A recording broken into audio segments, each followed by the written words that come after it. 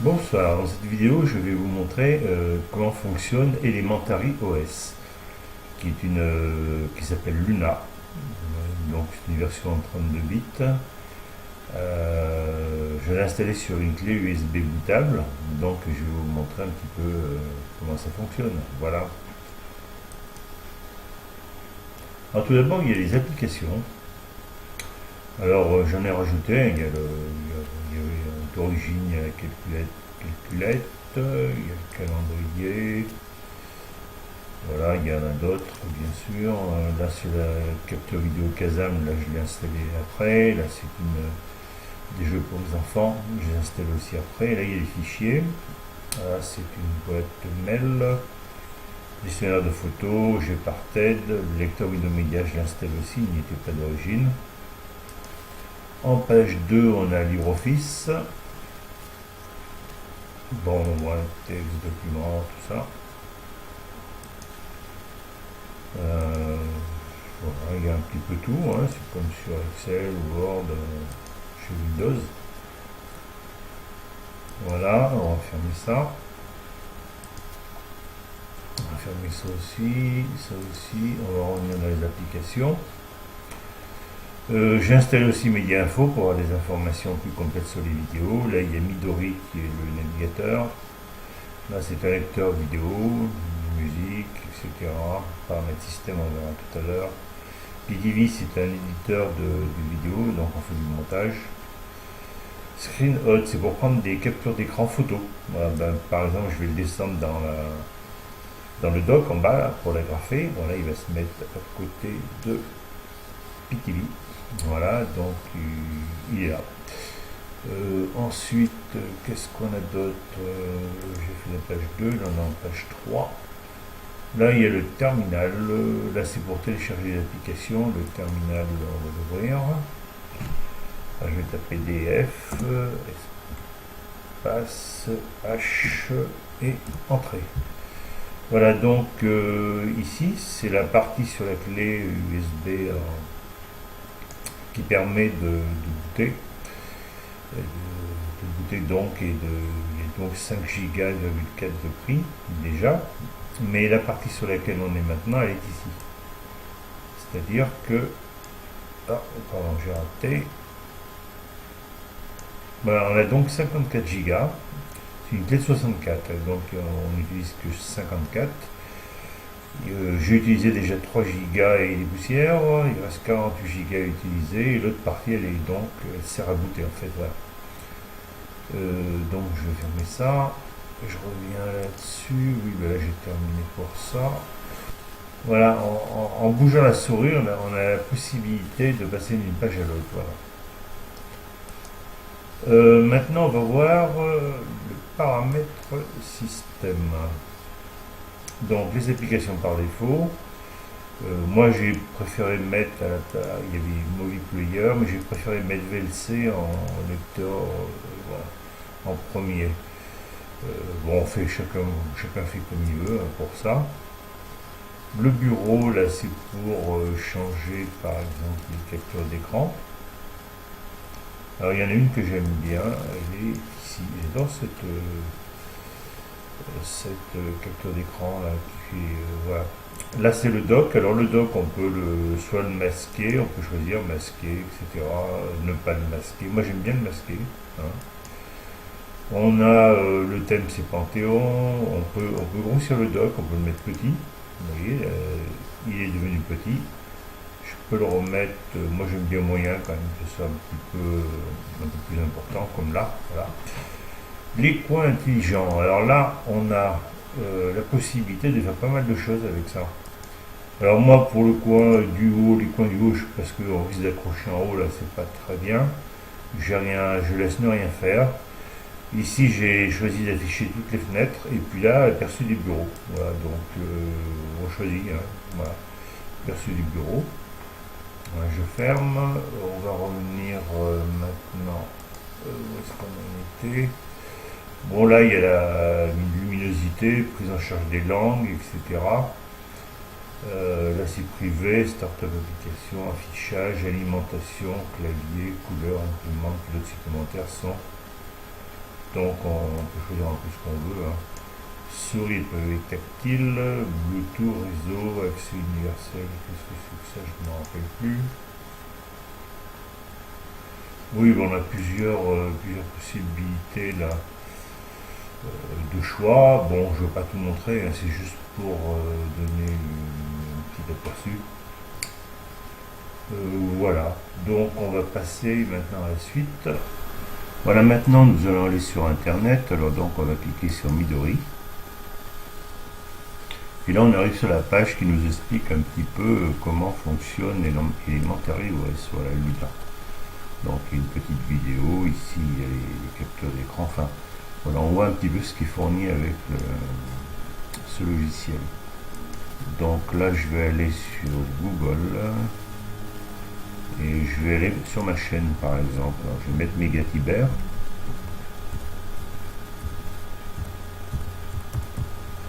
Alors, entrée. Voilà, ma chaîne est là. Sur YouTube. On va arriver sur ma chaîne. Et là, je vais cliquer sur mes vidéos.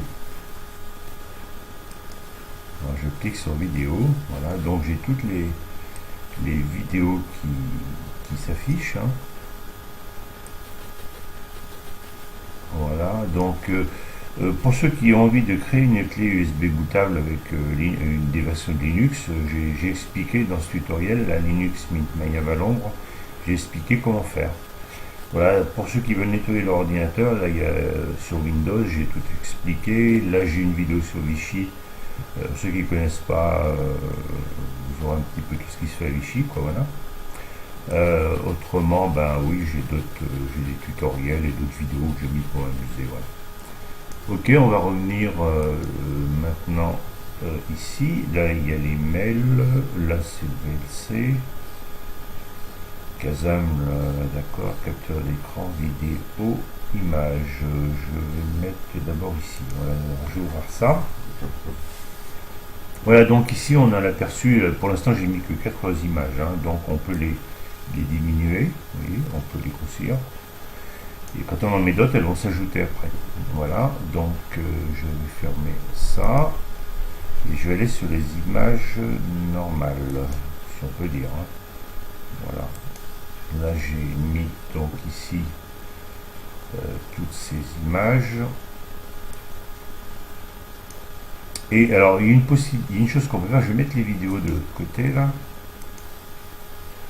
Vidéos sont là. Donc il y a une chose qu'on peut faire avec Linux, c'est-à-dire qu'on peut aller directement sur le disque dur de son ordinateur sans passer par le bureau ni le mot de passe, et on peut récupérer des fichiers au cas où votre ordinateur ne démarre plus.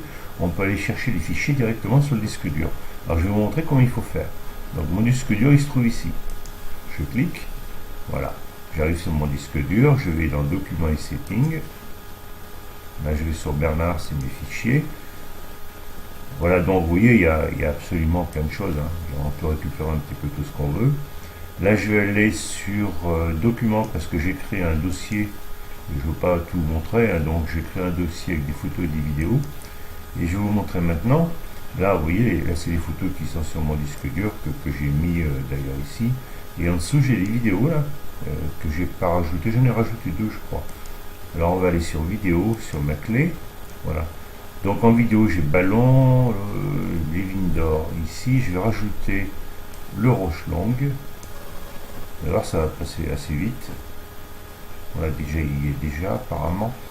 Vichy, je vais mettre Vichy qui va être un peu plus long. Ah ici, il va rester passé en route lui. On va recommencer.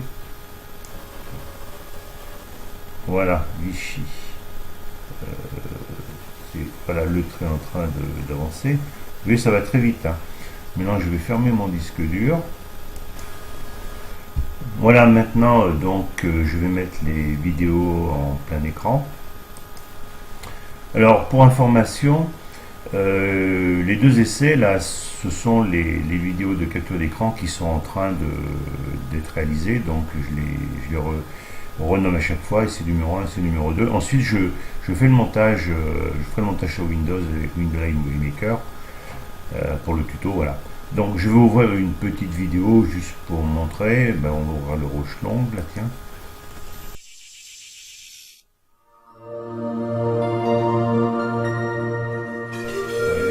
son c'était un peu fort. Alors je mets plein écran. Alors les vidéos par exemple, vous les voyez un petit peu sauter, là c'est normal parce que lorsqu'on fait une capture d'écran vidéo, on le fait à 15 images par seconde, on ne peut pas faire de la très bonne qualité, hein. Autrement les fichiers seraient beaucoup trop lourds. Donc voilà, c'était pour expliquer. Si vous allez sur ma chaîne YouTube, vous verrez que les vidéos sont en meilleure qualité. Donc bon, Vichy, je vais lancer un peu le début, voilà. Si vous voulez la voir en entier, vous allez voir sur ma chaîne. Voilà, je ferme. Ok. On va revenir sur images. Bon, je vais, je sais pas, je vais afficher, tiens, quelques images là. Voilà, donc si on tape sur F11, on les a en plein écran. Vous voyez ici, il y a un petit, en bas, on peut retoucher les photos. On peut déjà faire des petites retouches. Ensuite, on passe à la photo suivante, etc. Voilà, donc c'était pour vous montrer. On va revenir maintenant en mode normal. On va fermer. Voilà, c'était pour les images. On va fermer ça. Qu'est-ce qu'on a à voir maintenant? Bon, on a vu ça. Là, c'est le paramètre système. Bon, on a déjà vu. Oui, j'avais oublié de dire tout à l'heure, pour régler la date et l'heure, c'est ici, hein. Voilà. Il faut voir ici, j'ai oublié de le dire. Donc là, il faut se mettre sur Paris. Donc c'est fait, donc je ne touche rien. Et après, tout se fait automatiquement. Voilà, je ferme. Je crois que j'ai dit l'essentiel, hein. Voilà, nous en avons maintenant ici sur le Software Center, c'est-à-dire tous les logiciels qui sont proposés. Alors sur Linux, on n'a pas besoin d'aller télécharger sur Internet, tout est là, tout est prêt à disposition, il y a juste à se servir. Voilà. Donc il y a des logiciels qui sont payants, vous voyez ici en haut, là il y a les gratuits, et après il y a toute la liste. Alors on peut aller par exemple sur son et vidéo. Voilà, donc ici VLC que j'ai téléchargé ici. Donc je vais juste descendre, voilà, oui, il y a tout ce qu'on veut, hein, il y a juste à se servir. Je reviens en arrière, voilà. Pour Office, par exemple, j'ai été le chercher là-dedans, celui que j'ai téléchargé. Enfin, vous avez vu toute la liste. Voilà, j'ai cliqué ici, j'ai téléchargé LibreOffice ici, il y a eu toute la liste qui est arrivée en même temps. Et puis évidemment, il y a d'autres choses, hein. Alors dans toutes les catégories, vous trouvez tout ce que vous voulez. Voilà. Bon, je vais fermer la fenêtre. Alors, je vous ai parlé des bureaux. Les bureaux, là, il y a la possibilité d'avoir plusieurs bureaux. Donc, là, c'est le premier, on est là. Donc, je vais mettre dans ce bureau, par exemple, je vais mettre le calendrier. Voilà, donc je vais laisser, bon, on va voir ce qu'il y a là-dedans. Voilà, je vais laisser cette fenêtre, par exemple, dans le premier bureau. Là, j'ouvre un deuxième bureau. Et là, je vais mettre... par exemple ces photos là. Bon, pour l'instant il n'y en a que 4, mais ça fait rien. Je vais laisser ça dans le deuxième bureau. Je vais ouvrir un troisième bureau. Là je vais mettre par exemple des vidéos. Tiens, oui, on va mettre des vidéos, ouvrir. Voilà. Je vais laisser comme ça pour l'instant. On va ouvrir un quatrième bureau. Qu'est-ce que je vais mettre dans le quatrième bureau? Peut-être le paramètre système. Oui, on va laisser le paramètre système. Voilà, donc j'ai 4 bureaux. Bon, ça suffit. Autrement, vous voyez, on peut en mettre indéfiniment, hein.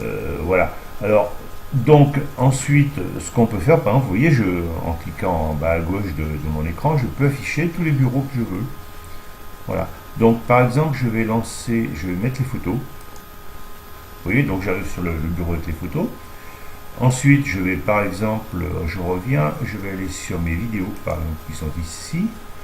Je veux en ouvrir une, on va mettre Vichy, tiens, ou les Vindor. Voilà, j'ai mis les Vindor et j'ai baissé le son. Je reviens sur une autre fenêtre. Alors, vous voyez, on peut faire un petit peu tout ce qu'on veut. On peut accéder à tout ce qu'on veut avec ce système.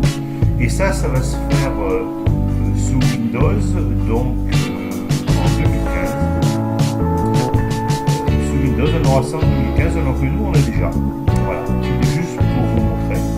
Donc, je vais fermer toutes ces applications, une par une, pas la peine de les laisser. Voilà, hop, celle-là aussi. Là aussi. Voilà, c'était pour vous montrer ce qu'on pouvait faire. Ben, il y en a encore. Tiens, j'en ai oublié une là. Voilà, je la fais. Voilà, je voulais vous montrer aussi avant de terminer. On va aller dans les applications. Et on va aller sur Gparted. Voilà, Gparted est en train de chercher les disques durs qui sont sur mon ordinateur. Il va trouver également la clé USB bootable que j'ai donc réalisée voilà, pour essayer Linux. Donc j'ouvre la fenêtre en grand. Là, il a trouvé tous les disques de mon ordinateur et je vais cliquer sur la petite flèche en haut à droite là pour afficher la clé bootable. Voilà, la clé bootable est ici. La partie qui est créée avec l'USB Creator se trouve là, donc qui permet de créer le boot pour pouvoir ensuite aller sur l'ordinateur. Et la partie que j'ai créée moi en plus c'est une persistance illimitée qui se trouve en haut, là, donc je dispose de 54,25 Go. Et on voit bien les deux parties, la première qui est formatée en FAT32 qui s'appelle donc CD-ROM, Elementary, c'est là que le boot se fait. Et la partie donc persistance illimitée se nomme, j'ai nommé Casper AW, voilà, qui se trouve en dessous. Voilà, c'était juste pour vous montrer. Ben là on est bon. Voilà, ben écoutez, j'espère que cette vidéo vous a plu.